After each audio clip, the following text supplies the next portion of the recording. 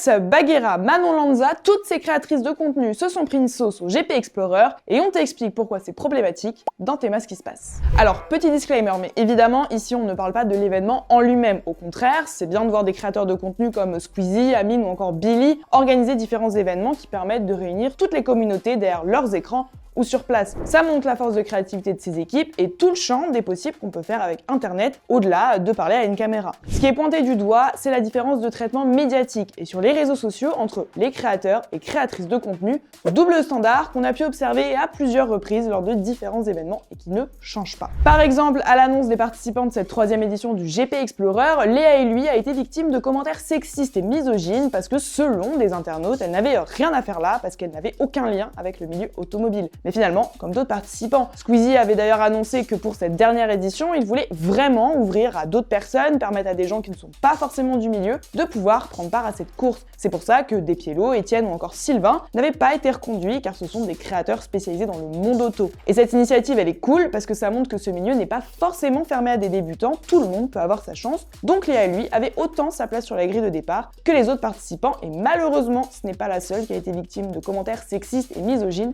pendant cette édition. Ça a aussi été le cas de Bagheera qui dans un fait de course s'accroche avec Squeezie dans les derniers tours, il sort de la piste et doit s'arrêter là. Sur les réseaux, on a vu une vague de haine contre Bagheera, elle a été accusée d'avoir ruiné la course de l'organisateur, mais faut rappeler que ça reste un event internet, c'est pas des pros qui sont dans les voitures, ils essayent de faire tous au mieux, donc forcément des situations comme ça, on peut en voir, et d'ailleurs on en voit même lors des courses de Formule 1 avec des pros, et c'est pas une raison de s'en prendre à la créatrice de contenu.